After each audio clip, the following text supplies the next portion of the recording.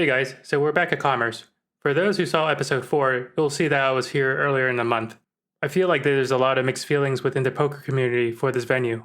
For the visitor's perspective, check out episode 4 first for the gratuitous photos of the property. It's definitely an iconic casino in the Southern California area. I'll leave a link below in the description. This time around brought back the other perspective for me, that is, of a local rounder. You come here to conduct business, go to war with the pros on the felt, and then go home. It certainly feels a little desolate, unlike other warmer and friendly environments, like Las Vegas. But this is one of the few locations that the larger games are spread, outside of the Bay Area and maybe Texas. It definitely says something whenever you can find multiple 5-10 games running around the clock. After being sat in a 5-5 game for a few orbits, the claw comes by to drop me into a 5-10 game filled with grinders calling each other by their first names. Definitely no soft spots here, so it's looking like I'm going to have my work cut out ahead. Let's get into some hands. We start off by buying in for the 1500 cap, and within the first orbit we look down at ace queen of hearts in the cutoff and we open to 35. Action folds to the big blind, who raises to 125. The description of this player is your nondescript 5'10 pro who has his phone tuned into the Life at the Bike poker stream while at the table. All things considered, this is a pretty easy flat in position. The flop brings ace queen 4.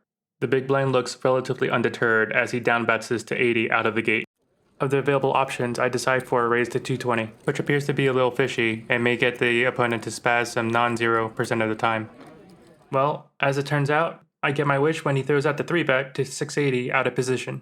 Relatively speaking, we're not sitting very deep here and it's half my stack to make this call, so this is a pretty straightforward shove from me for roughly 680-ish more. The big blind actually tanks here for about 2 minutes and eventually decides on a fold, which I think the math says is equivalent of lighting money on fire. Opponent would later tell us that he had ace-king here. Let's talk about tendencies for this next hand. I've been here at the table for about 3 orbits now, and I've noticed that seat 1 has a prolific tendency to raise in late position. The cutoff opens to 30, the button calls, and with ace-jack offsuit in the small blind, I decide to deviate from my standard play here and 3-bet to 150. The cutoff as expected folds, but interesting enough, the button calls. The flop is ace high, and I down bet to 115, and the opponent on the button quickly folds. In this next hand we have pocket jacks, and have 5 interested parties limp or 10 to me in the small blind. I'm not a huge fan of pocket jacks, but I'll share a tip for playing pocket jacks out of position when 5 people limp to you at a LA casino. It is absolutely okay not to lose your mind by trying to blast everyone off their hands. The idea of blowing up a pot out of position against a lineup of mostly competent players is probably not a winning recipe most of the time. As described, I have jacks in the big blind and there's 5 limpers to me and I decide to check. The flop is ace 8-6 with 2 diamonds and it checks around. The turn is a queen of hearts, there's an early position bet of 65 and everyone else folds. About 2 hours into this table and it's a bit draining today for some reason. I don't think it has anything to do with the poker, but I can't shake it off. Anyhow, there's an open to 35 in the low jack by our opponent in seat 1. And this time I just decide to flat here in the cutoff with ace king. The small blind calls and now the big blind forcefully squeezes to 235. I used to play with the pro in the big blind semi-routinely, but I don't think he recognizes who I am with the mask on. When the cutoff folds, I decide that this guy's out of line and I decide to lay down the hammer with the all-in jam.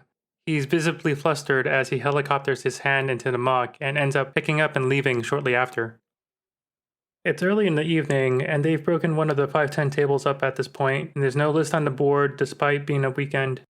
It's been a while since I've been on Commerce for a Saturday night, but this was rather surprising. After a while longer, I decide to rack up and step down to a 500 game, which is always good for action. These last 2 hands were late in session, and unfortunately I didn't get any footage, but we're going to cover these via notes, as I think it helps paint a picture of the spots you might find in a typical 5-5 game in LA. At this new table, the table captain is a younger looking Asian guy 2 to my left, and he's been actively pressing equities in the right spots. He's definitely adept at what he does, and because of that, it doesn't leave me much room for navigation. At one point he had over 1,000 before he started losing a series of small pots. Nothing too atypical, 50 here, $100 there. At this point he's back to around starting stack and he limps under the gun for 5. Action folds all the way back to the button who limps for 5, and I raise to 35 with pocket queens and a small blind. The under the gun calls 35 and the button folds. Heads up to the flop, we find 8-6-5 with 2 clubs. I continue for 40, and the under the gun instantly jams all in for 470. I go back and forth thinking whether this guy is on tilt at the moment. He seems somewhat calm, but he's upstuck in a massive way. I decide to call it off, and the board runs out with a 10 jack on the turn and river. The opponent shows 9 deuce of hearts for a 9 high gut shot draw that didn't get there, and we double through. In this final hand, we have king jack of spades in the small blind, and with 5 limpers, I raise to 35. There are 2 callers who are more sticky in nature. The flop is king jack 5 with 3 hearts. I continue for 40, and both players call. The turn is the 8 of clubs. I check, the middle position player checks, and now the late position player bets 70 with 270 behind. I check raise to 200, and action folds back to the late position player who now jams all in, and we're fine calling off in this situation. The river is another 5, and we both show king jack to chop the pot. Shortly after, we pack it up and call it quits. We were in for 1500, out for 3057. Thanks again for joining me on another poker vlog. If you made it this far, please do not forget to like and subscribe to this channel so you don't miss any future videos. As some of you may have noticed, this vlog format is slightly different from the previous ones, and I encourage you to share any thoughts or feedback you have below.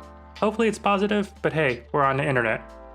In the next episode, I plan on checking out a new venue in the greater LA area, which I've been waiting to revisit, so I'm somewhat excited about what's coming up.